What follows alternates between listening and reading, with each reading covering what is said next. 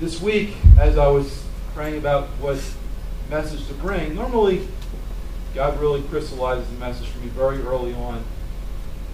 But I was just struggling, and I had a message in mind based on Amos 6:1, where it says, "Woe to those who are at ease in Jerusalem."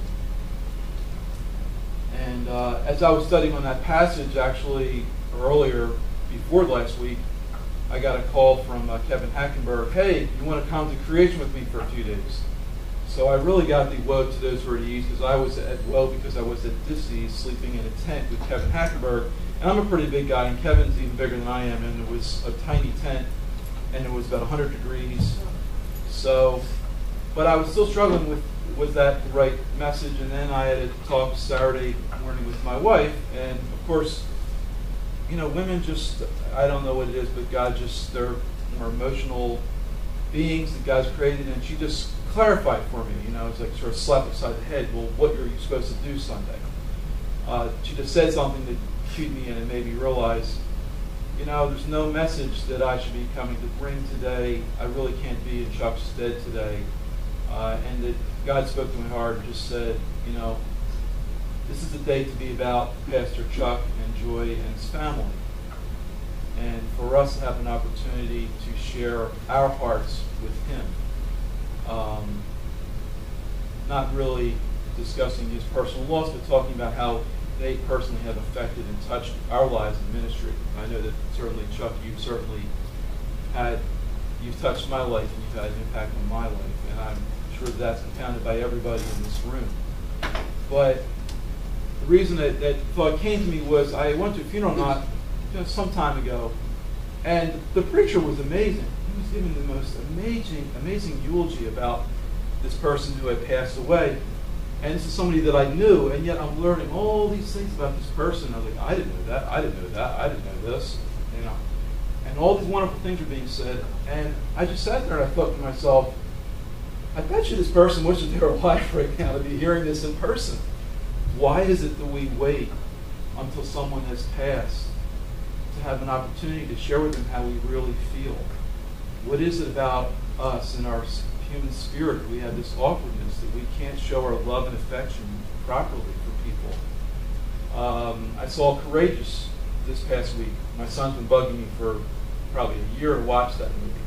And there's a scene in that movie where the father, he's got this little girl, and she's very cute and have a loving father-daughter relationship, and she asks him to dance with them to a song on the radio as they're in the car.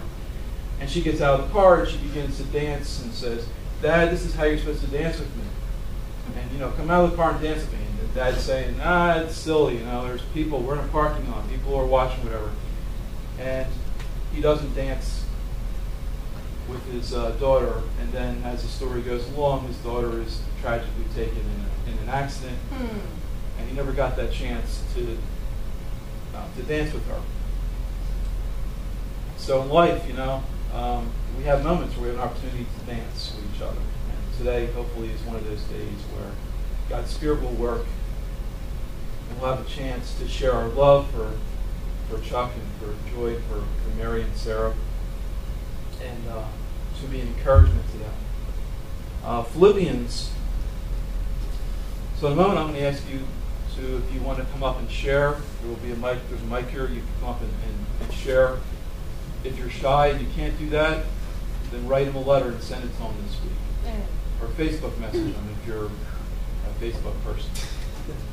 But if God places something in your heart, I'd ask that you, it can be very short, it could be 10 words.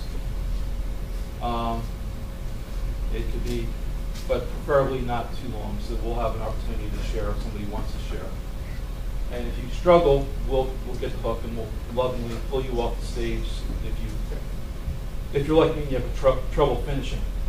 But I wanted to just point out some verses in Philippians because it talks about joy in suffering, and I thought it'd be appropriate to today and God's command. Because one thing that struck me as I was studying this passage and I was looking at the idea of complacency for a message was one of the points that I found on the blog was the guy saying, mutually encourage. That as a church, if you're complacent, that one of the things you're missing is hospitality and encouraging each other.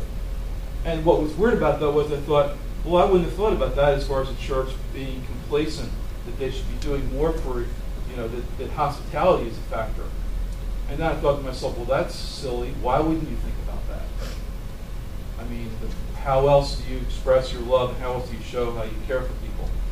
But in Philippians, it talks about the idea of hospitality and caring for each other and suffering. And Paul was, at the time, was their pastor who was in prison. Most likely was in Rome. Therefore, it says in Philippians chapter 2, verse 1, Paul says to them, now remember he's speaking from a prison cell.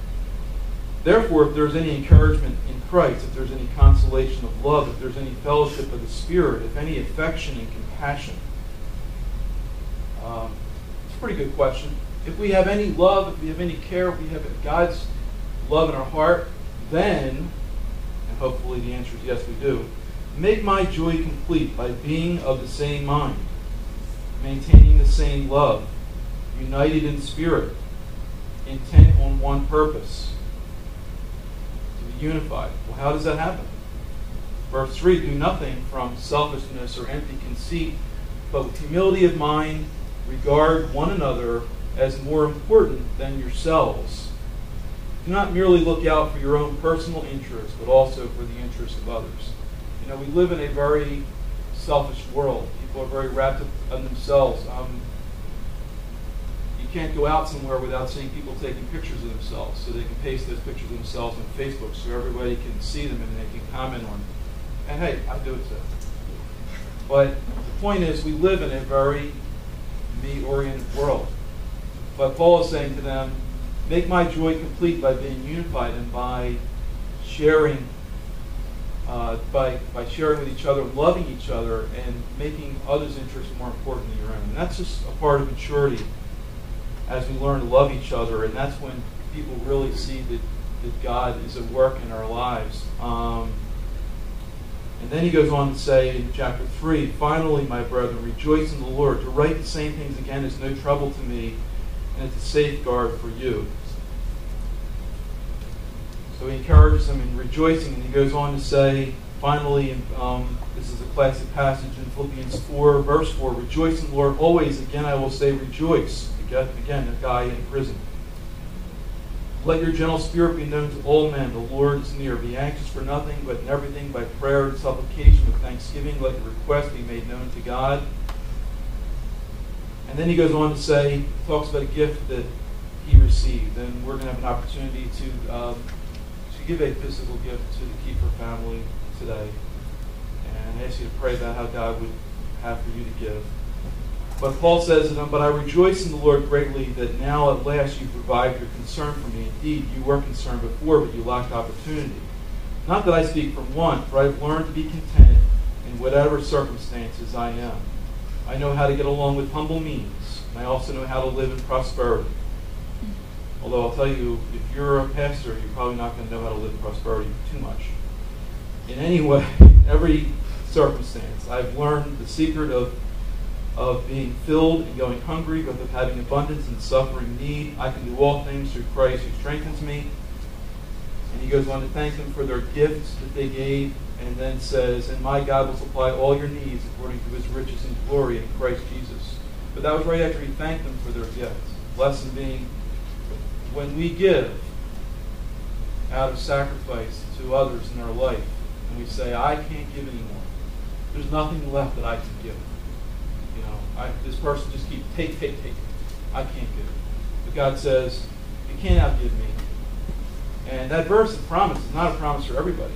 If you're not a giving person and you aren't giving as God provokes your spirit to give, I'm not so sure that God's saying, yeah, I'll take care of everything for you. No, God's saying that when you have a giving heart and you give to others, that he will in turn bless you and he will supply all of your own needs. And so this morning, let's ask that we give to our pastor and we share with him and we share our love. And I just want to say, Chuck, that we first met each other, I don't know how many years, 3 years ago maybe now.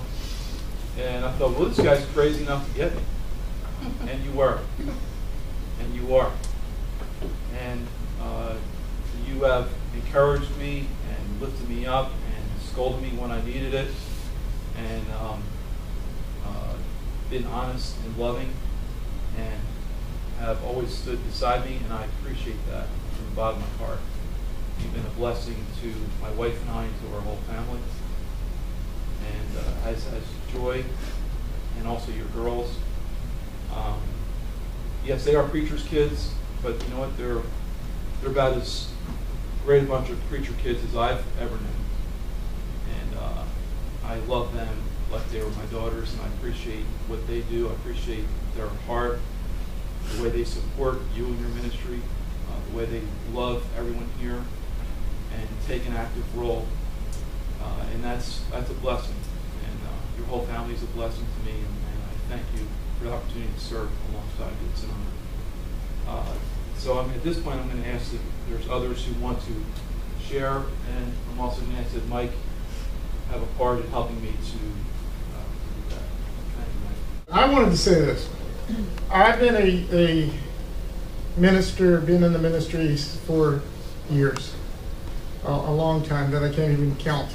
And one thing every young pastor, young new minister must admit to themselves, and they're a fool if they don't admit to themselves, is they don't know what they're doing. I mean, most of the time we're making this up as we go along. And what I was praying for as a young youth minister or as a minister in general was I wanted my pastor or my adult leader, somebody to step in and, give me advice like, Harry, you can't let the youth play on the piano like monkeys. That's not allowed.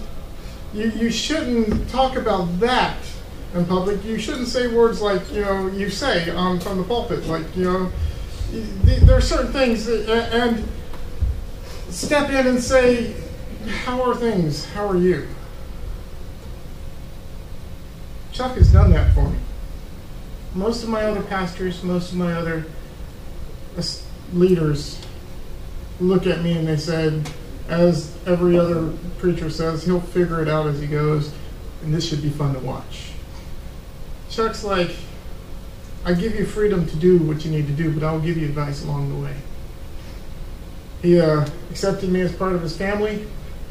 His daughters call me unwanted brother. That's terrible. It's great because I could pick on them as little sisters, and it's all part of the job description. But Chuck, we appreciate you. We thank you. Thank you for giving this Southern boy a home here in Yankeeville. Appreciate it.